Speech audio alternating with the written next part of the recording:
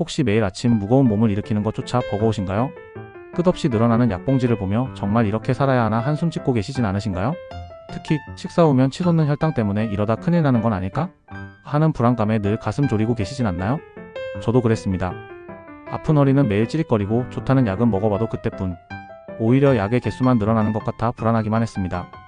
병원에 가면 의사선생님은 당뇨는 치료가 안 되니 관리나 잘하세요 라는 말만 되풀이할 뿐 대체 뭘 어떻게 관리해야 할지 막막했죠.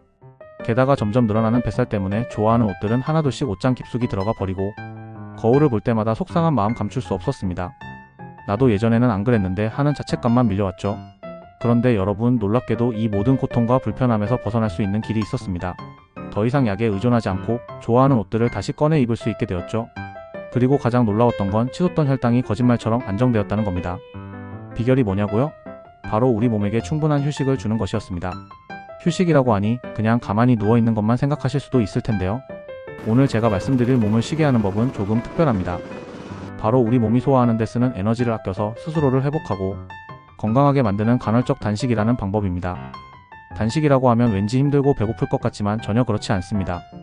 오히려 우리 몸의 활력을 불어넣고 오랫동안 묵혀왔던 문제들을 해결해주는 아주 고마운 방법이죠.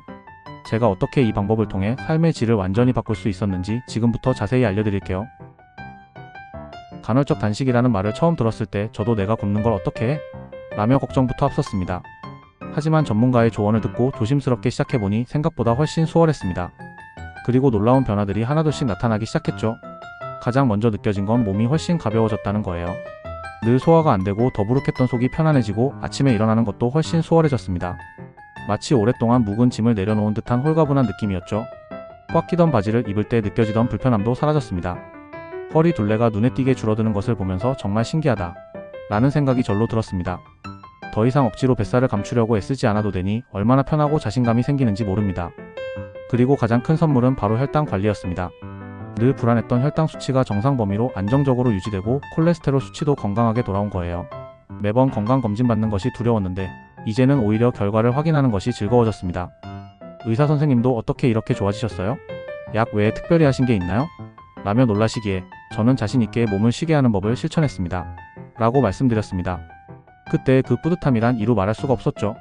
주변 친구들이나 지인들도 저를 보면서 비결이 뭐냐? 고 많이 물어봅니다. 예전에는 늘 피곤해하고 힘들어했던 제가 이제는 활력 넘치는 모습으로 생활하니 다들 궁금해할 수밖에 없겠죠. 그래서 저는 기회가 될 때마다 제가 경험한 몸을 쉬게 하는 법, 즉 간헐적 단식 이야기를 진솔하게 들려주고 있습니다. 간헐적 단식이라는 단어가 어렵게 느껴지실 수도 있지만 쉽게 생각하면 우리 몸에게 청소 시간을 주는 것과 같습니다. 우리가 매일 음식을 먹고 소화시키는데 많은 에너지를 쓰듯이 우리 몸도 끊임없이 일을 하고 있는 셈이죠.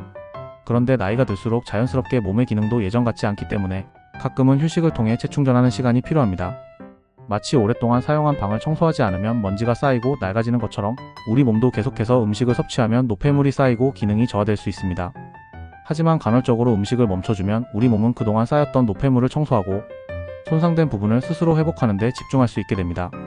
특히 혈당 관리에 어려움을 느끼시는 분들에게 몸을 쉬게 하는 것은 아주 효과적인 방법이 될 수 있습니다. 우리가 음식을 섭취하면 혈당이 올라가는데 식사 시간을 조절함으로써 혈당의 급격한 상승을 막고 우리 몸이 혈당을 조절하는 능력을 다시 회복시키는 데 도움을 줄 수 있습니다. 이는 인슐린 저항성을 개선하여 몸이 포도당을 더 효율적으로 사용하도록 돕고 궁극적으로 혈당 수치를 안정화하는 데 기여합니다. 마치 오랫동안 쉬지 못했던 혈당 조절 시스템이 잠시 휴식을 취하면서 다시 제 기능을 발휘하게 되는 것과 같습니다. 여기까지 제 이야기가 도움이 되셨다면 좋아요 버튼 한번 꾹 눌러주시고요.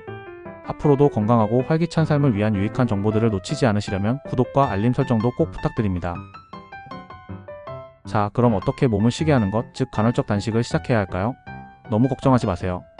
아주 간단한 방법부터 시작할 수 있습니다. 가장 추천하는 방법은 12시간 공복을 유지하는 것입니다. 저녁 식사를 마치고 잠자리에 들었다가 아침 식사 시간을 조금 늦추는 것만으로도 충분합니다. 예를 들어 저녁 7시에 식사를 마치셨다면 다음날 아침 7시 이후에 첫 식사를 하시는 거죠. 처음에는 이 정도 시간만 지켜도 몸이 가벼워지는 것을 느끼실 수 있을 거예요. 익숙해지시면 점차 공복 시간을 늘려서 16시간 공복 8시간 식사를 하는 16대 8 간헐적 단식으로 발전시켜 나갈 수도 있습니다. 8시간 동안 식사할 때는 3끼를 억지로 다 챙겨 드실 필요는 없습니다. 평소 드시던 건강한 식단으로 2끼 정도 충분히 섭취하시면 됩니다. 중요한 것은 배고픔을 느낄 때 참지 말고 건강한 음식으로 적당히 배를 채우는 것입니다.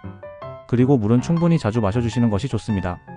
처음 시작할 때는 약간의 어색함이나 배고픔을 느낄 수도 있습니다. 하지만 이것은 우리 몸이 새로운 습관에 적응하는 과정이니 너무 걱정하지 마세요.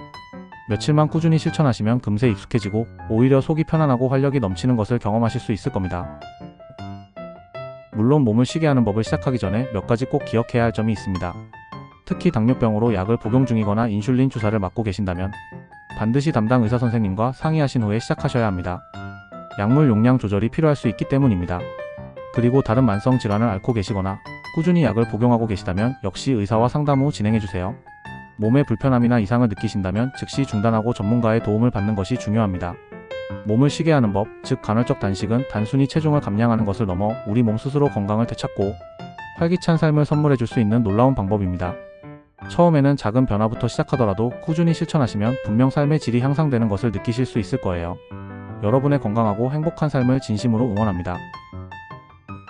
오늘 이야기가 여러분의 건강관리에 조금이나마 도움이 되었기를 바랍니다. 궁금한 점이나 경험담이 있으시면 언제든지 댓글로 남겨주세요. 저는 여러분의 건강한 삶을 응원하며 다음에도 더욱 유익하고 공감 가는 이야기로 찾아뵙겠습니다. 건강하세요.